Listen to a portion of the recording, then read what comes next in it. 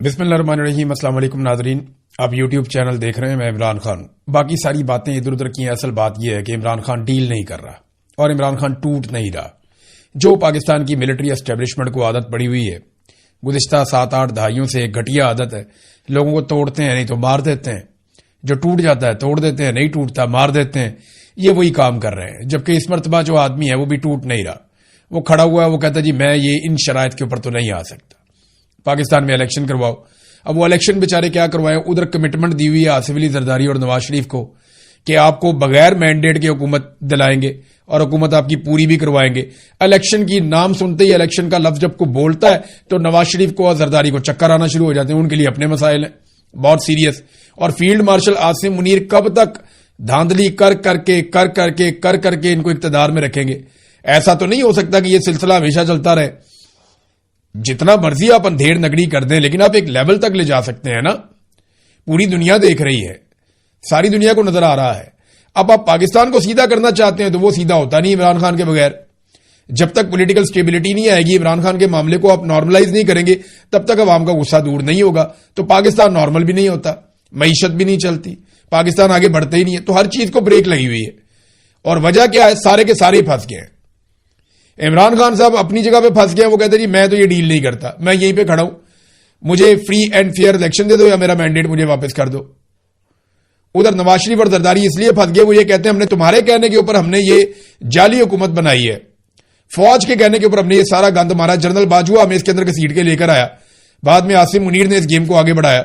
اب تم لوگوں نے ہمیں پھنسا دیا، عوام ہمیں منہ نہیں لگاتی، اب ہمیں کہتے ہو الیکشن میں جاؤ، تو ہم کیوں جائیں؟ وہ بھی پھنس گئے۔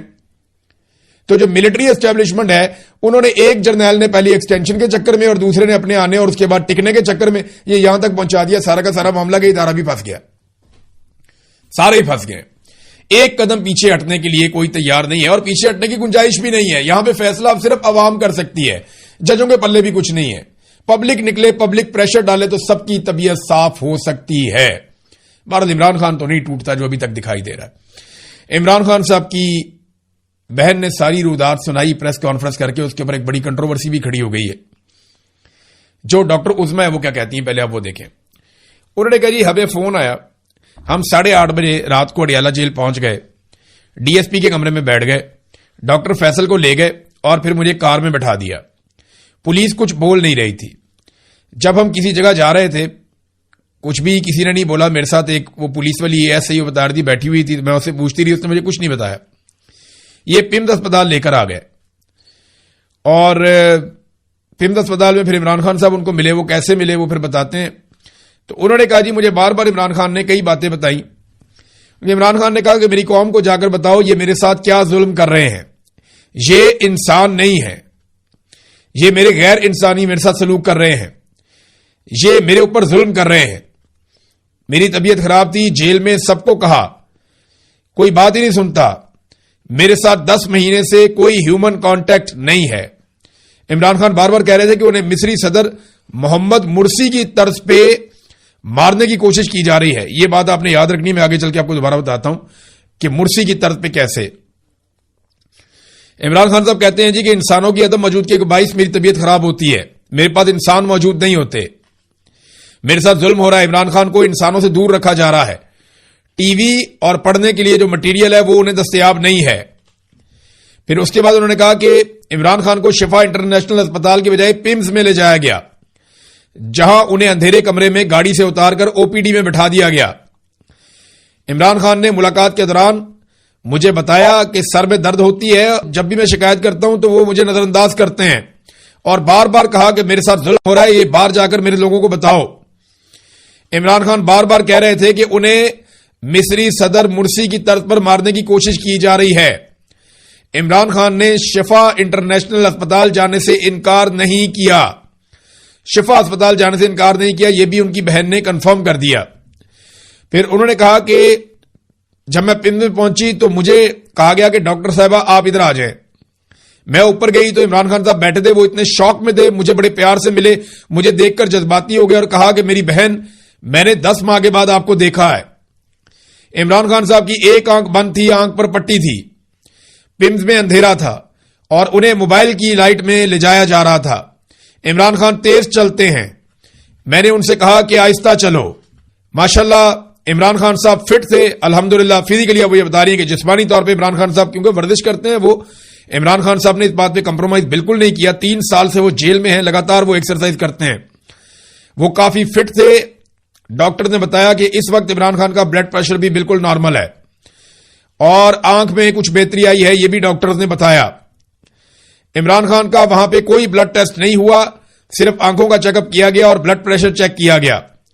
जब मैंने उनसे पूछा कि खान साहब को कौन सी दवाई दे रहे हैं तो कहने लगे मुझे नहीं याद, ये डॉक्टर ने कहा। मैंने फाइलें चेक की, मैंने कहा कि दवाई आपने दी है, आपके रिकॉर्ड में नहीं है, ये क्या तरीका है, इतना गलत तरीका है। ये नादरीन इमरान खान साहब के हवाले से है मामला, उनकी बहन ने बताया और आप दीदा भी हो गई इमरान खान की बहन। वो ये बताती हैं कि मैं बड़ी तकलीफ में थी और इमरान खान को इस तकलीफ में देख के बहनें तो परेशान हो जाएंगी, पूरा मुल्क ही परेशान है।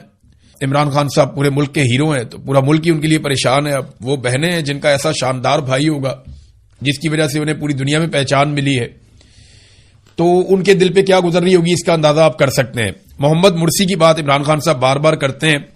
मोहम्मद मुर्सी को सीसी ने जेल में डाल दिया था और कैद तन्हाई में रख लिया था और फिर मुलाकातें बंद कर दी थी। कैद तन्हाई में उनके प्रॉब्लम्स बढ़ते चले गए, फिर एक दिन उन्हें अदालत में लाया गया और वो गिर गए बेहोश होकर। अस्पताल पहुंचे तो उनकी मौत हो चुकी थी और इमरान खान साहब कहते हैं कि यही मेरे साथ किया जाएगा। इमरान खान साहब को कैद तन्हाई में डालने से चंद दिन पहले पाकिस्तान के फील्ड मार्शल आसिम मुनीर साहब, मुर्सी के कत्ल की जिम्मेदारी जिस आदमी पे डाली जाती है वो वहां का फील्ड मार्शल सीसी है। फील्ड मार्शल आसिम मुनीर 25 अक्टूबर 2025 को सीसी से मिले थे और उसके बाद मुर्सी वाला फार्मूला इमरान खान साहब के ऊपर लगाया जा रहा है कि बिल्कुल ही कैद तन्हाई में डाल दिया गया है। अब यहां सुहेल आफरीदी ने भी बातें की और जो डॉक्टर थे फैसल सुल्तान, उन्होंने बताया कि उनके साथ क्या हुआ। वो ये कहते हैं कि 8 बजे रात हम अडयाला जेल पहुंचे, कुछ वक्त इंतजार किया, तकरीबन 12:30 बजे एक एहलकार आया, मुझे साथ लिया और एक गाड़ी में बिठाकर रवाना हो गया। 45 मिनट के बाद मुझे शिफा अस्पताल पहुंचा दिया गया। सिक्योरिटी के इंतजाम वहां पे थे, वेटिंग रूम में मुझे बिठाए रखा। सुबह फजर के वक्त मुझे बताया गया कि शायद वो नहीं पहुंच पा रहे, आप रवाना हो जाएं। मुझे गाड़ी में बिठाया और वापस अडयाला जेल छोड़ दिया गया। कैसे धोखेबाज और फ्रॉडी ये पाकिस्तान के ऊपर मुसल्लत हो गए, यानी कितना बड़ा फ्रॉड है जो पाकिस्तान के साथ हो रहा है। ये सारे नौसरबाज फ्रॉडी है, ये सारे पाकिस्तान में मुसल्लत हो गए। पूरे मुल्क के साथ धोखा हो रहा है, मुल्क पे इन्होंने कब्जा कर लिया, इनके हत्थे चढ़ गया फ्रॉडियों के मुल्क। सुहेल आफरीदी भी प्रेस कॉन्फ्रेंस उन्होंने भी की, वो भी यहां पे शामिल हुए। उन्होंने कहा जी 3 जजेस के फैसले को उड़ा दिया गया। इमरान खान एक लीडर है, पूरी दुनिया उसे जानती है, उनके साथ अगर यह सलूक हो रहा है तो आम पाकिस्तानी का क्या हाल करेंगे। अदलिया इस पर सोचे, अदलिया को फैसला करना होगा क्या अदालतों को ताले लगाने हैं या अपने अहकामात पर अमल दरामद करवाना है। यह भी उन्होंने पूछा सुहेल आफरीदी ने। फिर उन्होंने कहा कि जजेस फैसला करेंगे, पाकिस्तान में अदालतें बंद होगी, आपके हुक्म को अगर नहीं माना जाएगा, अमल दरामद अगर आप नहीं करवा पाएंगे, अगर ये ताकतवर लोग अदलिया का हुक्म नहीं मानते तो फिर सब बगावत करेंगे, पाकिस्तान बनाना रिपब्लिक बन जाएगा। फिर बैरिस्टर गौहर ने कुछ बातें की इस हवाले से जो इमरान खान साहब के साथ ज्यादती की गई है। उन्होंने कहा जो कुछ हुआ वो बड़ी बदकिस्मती है, इसकी तवक्को नहीं थी। कोई है जो नहीं चाहता कि हालात बेहतरी की तरफ जाएं। हमने बहुत कोशिश की, हमें बताया गया था कि सुप्रीम कोर्ट के फैसले पर अमल होगा। सुप्रीम कोर्ट का फैसला बड़ा वाज़ेह था, कोई इबाहम था तो दोबारा अदालत से रुजू किया जा सकता था। ये बैरिस्टर गौहर ने इमरान खान साहब के हवाले से बात की है। अब ये तो आ गया मौके पे इमरान खान साहब की बहनों का, इमरान खान साहब की फैमिली का और इन लोगों का। महमूद अचकज़ई ने भी कहा कि मालूम नहीं कौन सी कुव्वतें हैं जो हालात को मामूल पे नहीं आने देना चाहती। सबने यकीन दिलाया था कि ना एहतजाज होगा ना जुलूस होगा, मगर रात के वाकयात ने कई सवालात खड़े कर दिए। खुदारा मुल्क को खाना जंगी की तरफ ना धकेलें, जो इन्फॉर्मेशन फिर उन्होंने दी इमरान खान साहब की बहनों ने, बाकी लोगों ने, वो भी बताई जा रही है। इमरान खान साहब की बहनें आप दीदा थी, वो रो रही थी, उनकी आंखों में आंसू थे जब वो बात कर रही थी। यही आंसू अगर शरीफों या जरदारियों के खानदान की किसी औरत के होते तो आप देखते हैं ह्यूमन राइट्स की ऑर्गेनाइजेशंस औरत कार्ड लेकर आ जाती, पूरी दुनिया में रोला पड़ जाता, पाकिस्तान के अंदर बड़ा रोला पड़ जाता। याद रखिएगा कि एलीट क्लास की औरत की आंख से निकला हुआ एक आंसू, जो शाही खानदान है दुनिया के बड़े बड़े, उनकी औरतों की आंखों से निकला हुआ एक आंसू ज्यादा कीमती होता है गरीब के बहते हुए खून से भी। यानी वो दुख में एक आंसू भी बहा देना तो उसकी बहुत बड़ी कीमत होती है। गरीबों की लाशों के कुश्ते भी लग जाए ना, कोई कीमत नहीं होती, ये हम सारे अच्छी तरह जानते हैं। ہم سب کو اس بات کا آئیڈیا ہے. اب ناظرین، ایک تو یہ جو بیانیہ بنایا جا رہا تھا پی ایم ایل این کی جانب سے یا جو صحافی پی ایم ایل این کے بہت قریبی ہیں ان کی جانب سے کوئی ڈیل شیل ہو رہی ہے، تو ان سب کے منہ پہ تو پڑی ہے چپیڑ. ڈیل تو کوئی نہیں ہو رہی، ڈیل بھی کوئی نہیں ہو رہی. عمران خان صاحب کو دھوکہ دے کر دوسرے اسپتال میں پہنچایا گیا، اور عمران خان صاحب کو حیرت اس لیے نہیں تھی کہ ان کو آئیڈیا نہیں تھا ان کے ساتھ کیا ہو رہا ہے، اور اس کے بعد انہیں وہاں سے واپس اڈیالہ جیل منتقل کر دیا گیا. وہ آئے، انہوں نے اپنا ٹریٹمنٹ کروایا، واپس چلے گئے. اپنی بہن کو وہاں پہ وہ ملے، لیکن انہوں نے اپنی بہن کو بتایا کہ ان کے ساتھ کیا ہو رہا ہے. اس پہ جو انفارمیشن منسٹر ہے گورنمنٹ کی طرف سے جو انہوں نے انفارمیشن دی وہ میں آپ کے ساتھ پہلے شیئر کر دیتا ہوں، وہ امپورٹنٹ ہے، آپ کے سامنے رکھنا ضروری ہے.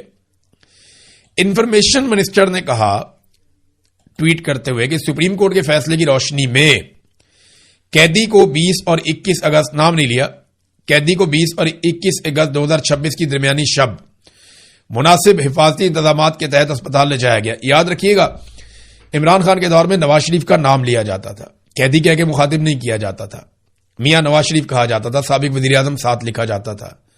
لیکن یہ اتنے کم ظرف لوگ ہیں کہ عمران خان کا نام بھی نہیں لیتے. قیدی کو 20 اور 21 اگست 2026 کی درمیانی شب مناسب حفاظتی انتظامات کے تحت اسپتال لے جایا گیا.